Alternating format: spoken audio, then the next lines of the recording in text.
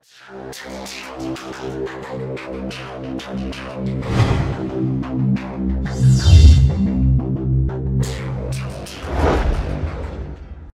2024년 3월 24일 이정훈입니다.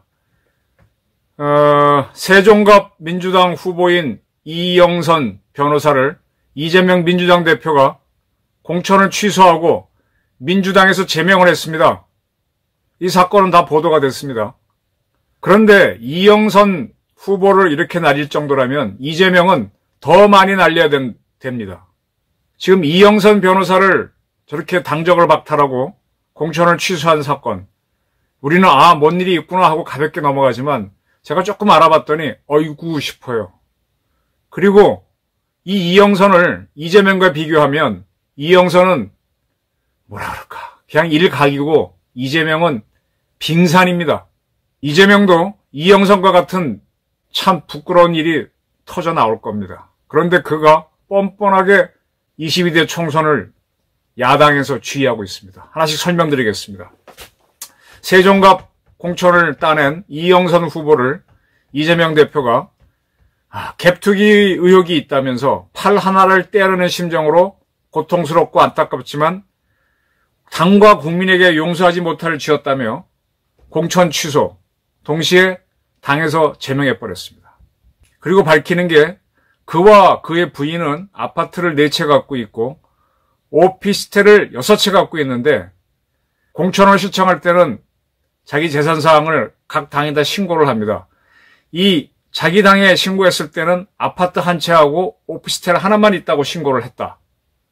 그런데 이제 민주당에서 그를 공천해 주니까 그러면 이제 선거관리위원회에 재산을 신고해야 됩니다. 여기에 허위 신고를 하게 되면은 문제가 심각해지죠. 근데 여기에 신고한 걸 보니까 아파트가 4채, 오피스텔이 6채다. 그런데 이 전체 가격이 38억이고 자기가 이 금융기관에서 빌린 돈은 37억 정도 됩니다. 부동산 취득 가격입니다. 샀을 때의 가격이 38억인데 자기가 은행이나 캐피탈에서 빌린 거는 37억이다. 그러면 자기 돈 1억을 더 보태가지고 아파트 4채, 오피스텔 6채 산 거죠. 그래갖고 전세를 돌리고 하면서 이른바 갭 투자를 하고 있었던 겁니다. 갭 투자. 이 갭 투자를 하는 사람들이 어떻게 하느냐. 자, 내가 어느 일정한 돈은 있어야 돼요. 그래서 어떤 집을 하나 사.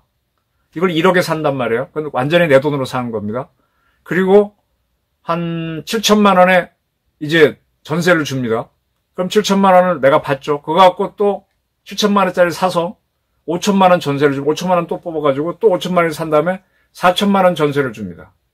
4천만 원짜리 것도 뭐 사갖고 3천만 원 전세 주고 3천만 원 뽑아서 이렇게 하는 겁니다. 이렇게 되면 자기 돈은 1억만 가지고 한 5억 정도의 집을 사갖고 거기서 이익을 남길 수 있죠. 이게 갭 투자예요. 이 갭 투자를 하다가 갑자기 집값이 떨어져서 전세금을 내줘야 되는데 내가 이거를 5천만 원으로 구입한 집인데 갑자기 집값이 3천만 원 떨어졌어. 근데 전세는 내가 4천만 원 받았습니다. 그러면 내 돈을 1천만 원 보태서 내줘야 되잖아요. 새로 들어온 사람은 4천만 원이 절대 안 들어오죠. 집값이 3천이니까 2천에 들어옵니다. 그러면 자기는 또 2천 원 손해보니까 3천만 원 손해. 근데 이게 한 집만이니까 다 손해보니까 나중에 도망가죠. 도망가는데 어떻게 합니까? 돈을 전세 보증금을 안 주고 도망가죠. 그러면 6, 7개 집에서 다 빵꾸가 나면서 이 전세 사기가 나는 겁니다. 이게 바로 갭 투자를 하는 거에 이게 사회적 무리가 되는 겁니다. 이영선 씨 변호사입니다. 그 대한민국에서 그토록 유명한 민변 소속 변호사입니다. 이영선 씨가 어떤 사람인가 조금 더 알아봤어요. 뭐 크게 어렵지도 않았습니다. 왜 이재명이라는 사람이 이영선을 제명하고 당에서 제명하고 공천을 해? 요 과정도 보게 되면 이제 지난 금요일 날 선거관리위원회에서 이 후보자 등록을 마감했습니다. 마감하면서 이제 마감한 재산 신고하고 당에서 한 거랑 다른 게 이제 확인이 됐고, 그러니까 시간이 없으니까 이 제명이나 공천은 공천관리위원회에서 한 건데 시간이 없으니까 모든 권한을 이재명한테 위임해갖고 이재명 씨가 그냥 공천 취소하고 제명까지 했습니다. 그러면 세종갑이라고 하는 지역구는 원래 홍성국 의원이 민주당입니다. 이 양반이 쭉 해오다가 이번엔 나 더 이상 선거 안 나가 라고 해서 전략 선거가 된 거고, 세종갑은 늘 민주당이 차지하는, 즉 이재명이 출마하는 개항을 같은 곳입니다. 근데 이영선 씨는요, 원래 대전갑에서 출마를 하려고 그쪽에서 활동해 온 사람인데, 이제 그쪽에서는 잘 안 되고, 이 세종갑이 갑자기 원래 있던 홍성국 의원이 나 출마 안 해 하면서 비면서 전략 선거구가 됐기 때문에 당에서 콕 집어넣을 수 있는 거예요. 즉 이재명이가 이쁜 사람을 꽂아 넣을 수 있는 데입니다. 형식적으로 4명이 경선을 했지만 민변 출신인 이영선 씨를 콕 집어넣어 줬는데, 어마 뜨거라, 이 사람이 집이 아파트 넷, 오피스텔 6, 갭 투자했네, 딱 나오니까 그냥 잘랐어요.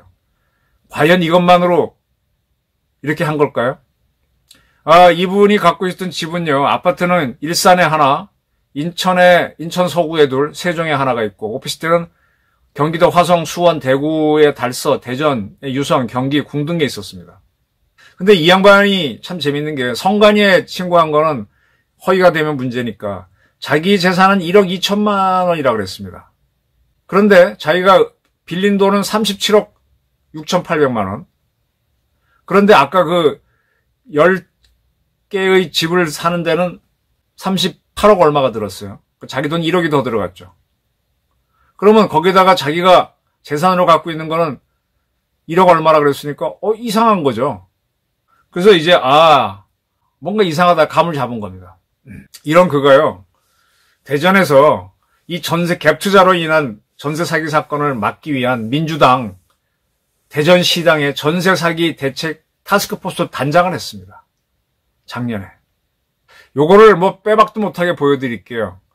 이게 대전일보 2023년 11월 30일자 기사입니다. 정XX 기자가 썼는데, 이영선 변호사를 만나서 쓴 거예요. 제목은 이영선 변호사 전세 사기 피해자 구제 1인 시위 나서. 그러면서 내년 총선, 그러니까 지금 하는 40 선거죠. 대전 서구갑에 출마 예정인 이영선 변호사가 11월 30일 대전시 서구 가수원 내거리에서 전세 사기 피해자 구제 촉구 1인 시위에 나섰다. 이 변호사는 대전에서 전세 사기 피해자가 급증하고 있지만 그러한 피해자에게 실질적으로 도움이 되는 대책이 세워지지 않고 있다 하고 하면서 어쩌고저쩌고 팩트를 이야기한 다음에 이 피해자들에 대한 지원을 해야 된다고 1인 시위를 했습니다. 작년에 이렇게 하는 동안에 자기는 아파트 4채, 오피스텔 6채, 10채를 갖고 갭 투자해서 사업하고 있었네요. 그리고 나서요, 대전일보랑 사이가 좋은지 그 전에 11월 22일 날 보게 되면은 선구제 후 구상권 청구 도입해야 하고 김모 기자, 선임 기자랑 인터뷰를 했는데, 이영선 씨가 타이틀은 민주당 대전시당 전세사기 TF팀 공동단장, 이런 타이틀로 나왔습니다. 그러면서 청년들이 꽃을 피워보기도 전에 개인회생과 파산 신청을 하고 있습니다. 국민들 대다수는 전입신고를 하고, 이제 세입자가 되면 전입신고하고 확정일자를 받죠. 동사무소, 주민센터에 가서. 그러면 전세 보조금이 안전한 것으로 믿고 있는 게 현실 아니냐. 그런데 아까 말씀드린 대로 갭 투자를 한 사람들이 집값이 떨어지는 시기에 돈을 못 돌려주게 되고 더 돌려주게 되면 사기가 된다. 이게 큰일이다 하고 이렇게 인터뷰를 했습니다. 그래서 그는 정부에서 먼저 정부 돈으로 구제를 해준 후 나중에 그 전세 사기를 친 주인한테 돈을 받는 선구제 후 구상권 청구 대책을 도입해야 된다라고 역설을 했습니다. 인터뷰에서. 그러니까 정부 돈으로 해결하자는 거죠. 자, 이제 이런 것들이 있었습니다. 이렇게 대전지역에서 활동하다가 대전에서는 되지 못하고 이 세종갑이 비니까 그쪽으로 전략공천을 민주당에서, 이재명이 이끄는 민주당에서 찍어줬는데 앞불싸 이게 성관이 재산신고하면서 드러나니까 어마뜨거라고 잘랐습니다. 자, 이영선 변호사는 선구제 후 구상권을 주장합니다. 자, 지금 이재명 씨가 이제 선거운동을 하고 있어요. 자기 당원들을 위해서. 이 서울 영등포 우리시장에서 지원 유세를 했습니다. 여기서 뭔 소리를 하느냐. 1인당 25만 원씩 민생회복지원금을 주자. 그러면 4인 가족이면 그 집안에 100만 원이 가죠. 이렇게 가게 되면은 모든 사람 다 주자는 게 아니라 기초생활수급자하고 차상위자. 그럼 우리나라 국민의 한 70%가 받아요. 그걸 주게 되면 한 13조 원이 나간답니다. 그럼 이거 별것도 아닌데 이러면 이 사람들이 1인당 25만 원 받아가지고 호떡 사 먹고 아이스크림 사 먹고 뭘 사 먹고 하면 이게 경제가 돌아간다. 그러면 아이스크림 주감도 옆집 가서 빵 사 먹고 케이크 사 먹고 이게 돈이 돌아가면 경제가 된다. 이런 주장을 합니다. 그러면서 이게 지난 코로나 때 사실은 이제 중소상인들 돕는다고 정부가 돈을 많이 줬었죠. 100만 원씩 주고 그랬었죠. 그때 그래서 경제가 돌아갔나요? 우선은 그 돈을 저도 받으면요. 저도 지금 마이너스 통장에 마이너스가 있고 쓸 때가 많아요. 나갈 때가. 그거부터 쓰지. 내가 먹고 싶은 거 사 먹고 하나요? 거기 집어넣으면 묶여버리는 거지. 마이너스 통장 메꾸고 나면 아무것도 도는 게 없는 거고. 이게 문재인 정권에서 이 어려운 사람들한테 돈을 나눠주면은 그분들이 그 돈을 쓰기 때문에 그들 세계에서도 소상공인 서민들 경제가 돌아가니까 소득을 높여줘갖고 경제를 키우자는 소득주도 성장이잖아요. 이런 것들이 잘 되고 있으면 아까처럼 갭 투자를 해서 돈 벌는 사람들이 나올 수가 있습니다. 근데 이게 딱 무너지는 순간에 갭 투자한 사람은 골로 가고 전세 사기가 터지는 겁니다. 지금 이재명 씨는 이런 얘기를 문재인 정권에서 해가지고 그렇게 욕을 먹고 있는 소주성을 떠들면서 지금 이제 민생 투어인가 윤석열 대통령이 하면서 전국을 돌아다녔죠. 그렇게 하면서 거론한 돈이 한 100억 원인가 한 1000조 원을 얘기했는데 13조는 거기에 비하면 세 발의 피다. 이거 풀면 되는데 안 한다라면서 선동을 합니다. 자, 이 영등포나 이런 서민들한테 가서 이 골목경제 살리기 하게 되면 표가 나오는 거죠. 이게 민주당, 이게 박원순이도 이랬어요. 서울시장 하면서 골목경제 살리자고 그 지역 사는 서민들한테 모욕값 나눠주고 가면 목욕탕 가서 목욕하세요. 그럼 목욕탕 돌아가고 경기 잘 산다 그러는데 실제로는 그 돈 갖고 손자 주거나 꼽을 쳐놓거나 불안하니까 못 쓰지 않습니까? 경제가 아니에요. 돈을 쓰는 건 부자들이 쓰는 거죠. 넘쳐나는 사람들이 쓰는 거지. 목이 마른 사람들은 그 물을 자기가 마시기 바쁘지 언제 씁니까? 남을 못 주잖아요. 이영선 씨가 자기는 갭 투자하는 사업자가 돼 있으면서 전세세기 맞자 타스크포스 팀장 민주당 띄운 거랑 이재명이 이거 하는 거랑 뭔가 좀 일맥상통하지 않습니까? 자, 근데 이런 이재명 씨는요. 이 권순일 대법관이 자기 대법원에 있을 때 이재명의 그 사건을 하나 봐줬다고 많이 보고 있죠. 그리고 나서 이 사람이 대법관을 끝낸 다음에 그 화천대유의 고문으로 들어가서 한 1년 정도, 10개월 정도 있으면서 한 달에 1,500만 원씩 1억 얼마를 받았습니다. 근데 대법관을 했으니까 변호사 개업을 안 했는데 이 고문으로 있으면서 사실상 변호사 임무를 하고 그걸로 이 고문료를 받은 걸로 보여서 지난번에는 검찰이 그분을 수사하겠다고 압수수색 요청할 때는 다 빠꾸 맞았는데 이번엔 법원이 해줘갖고 이 부분에 대해서 압수수색을 했습니다. 권순일 씨가 이렇게 만약 기소가 된다.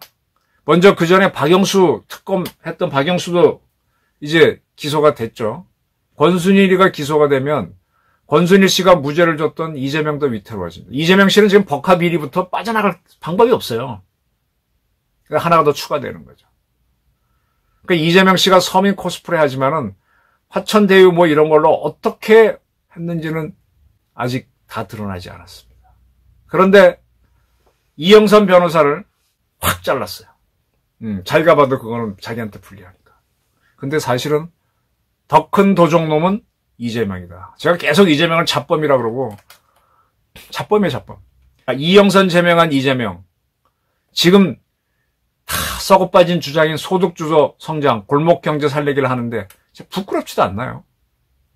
이영선이라는 사람은 왜 뒤늦게 공천을 세종에 해줬고 자기가 잘랐느냐. 그래놓고 지금 와서 골목경제 살리려고 민생회복지원권 뿌리자 그래요. 근데 그 이면을 보게 되면 권순일 씨 지금 압수수색이 들어갔습니다. 2번 빠꾸 먹었던 게 이제 드디어 들어갑니다. 만약에 이영선 사건이 국힘당에서 일어났다 그러면요. 지금 민주당은 도배를 할 겁니다. 갭, 투기, 사기꾼 하면서. 이게 보게 되면 국힘당 사람들이 이 전투력은 떨어져 확실히.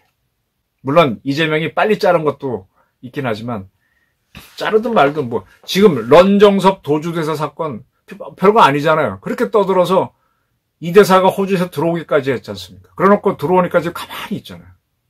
그 이재명은 지금 이영선 변호사 얼른 제명시켜놓고 잘라놓고 자기는 딴소리 하고 있지 않습니까? 근데 사실은 본인 자체가 달궈진 후라이팬에 올라가 있는 사람입니다. 그런데 이번 총선을 승리하려고 합니다. 방탄의 무대로 삼고자 합니다.